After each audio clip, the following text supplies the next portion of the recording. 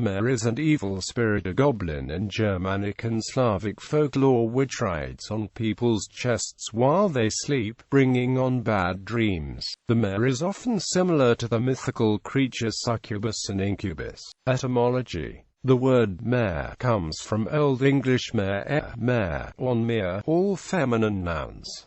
These in turn come from Common Germanic *maren.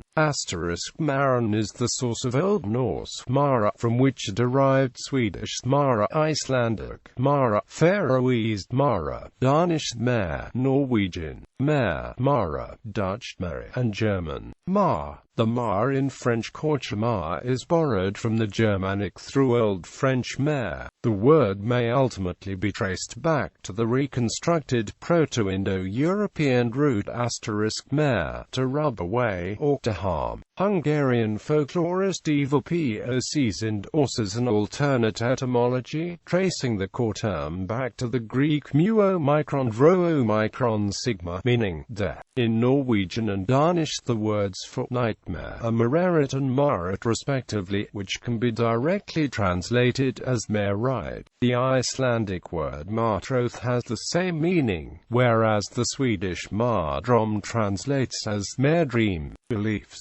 The mare was also believed to ride horses, which left them exhausted and covered in sweat by the morning. She could also entangle the hair of the sleeping manor beasts, resulting in marelocks, called marflater and martova in Swedish, marafleta and marlocka in Norwegian. The belief probably originated as an explanation to the Polish Platt phenomenon, a hair disease. Even trees were thought to be ridden by the mare, resulting in branches being entangled. The undersized, twisted pine trees growing on coastal rocks and on wet grounds are known in Sweden as martalla, or in German as Albtraumkiefer. According to Paul Devereux, mares included witches who took on the form of animals when the spirits went out and about while they were in trance. These included animals such as frogs, cats, horses, hares, dogs, oxen, birds, and often bees and wasps.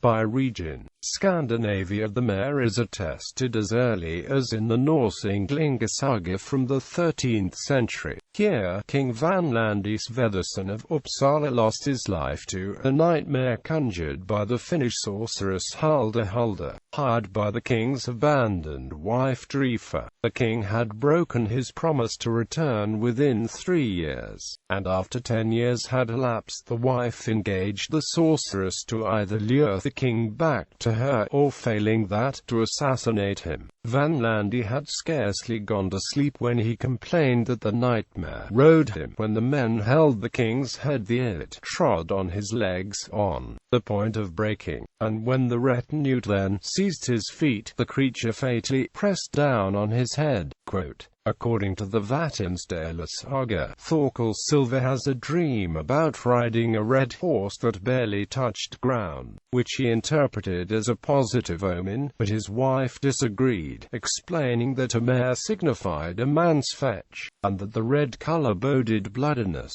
This association of the nightmare with fetch is thought to be of late origin, an interpolation in the text dating to circa 1300, with the text exhibiting a confounding of the words mar and mara. Another possible example is the account in the Bigu saga of the sorceress Skyrad accused of assuming the shape of a night rider, or ride by night, and causing serious trampling bruises on Gunlock Thorbjornsson. The Marliander mentioned here has been equated to the Mara by commentators. As in English, the name appears in the word for nightmare in the Nordic languages. In Germany they were known as Mara, mare. German folklorist Franz Felix Adalbert Kuhn records a Westphalian charm, a prayer used to ward off mares, from Wilhelmsburg near Paderborn. Such charms are preceded by the example of the Münchener Nachtsegen of the 14th century. Its text demonstrates that certainly by the late Middle Ages, the distinction between the mare, the Alp, and the trut was being blurred, the mare being described as the Alp's mother. Slavic countries. In Polish folklore, Mora and Mare are the souls of living people that leave the body during the night, and are seen as wisps of straw hair or as moths. Accordingly, Polish Mara, Czech Mura denote both a kind of elf spirit as well as a sphinx moth or night butterfly. Other Slavic languages with cognates that have the double meaning of moth are Kashubian Mora and Slovak Mora. In Croatian, Mora refers to a nightmare. Mora or Mare is one of the spirits from ancient Slav mythology. Mare was a dark spirit that takes a form of a beautiful woman and then visits men in the dreams, torturing them with desire, and dragging life out of them. In Serbia, a mare is called Mora, or Noknik Nosnika.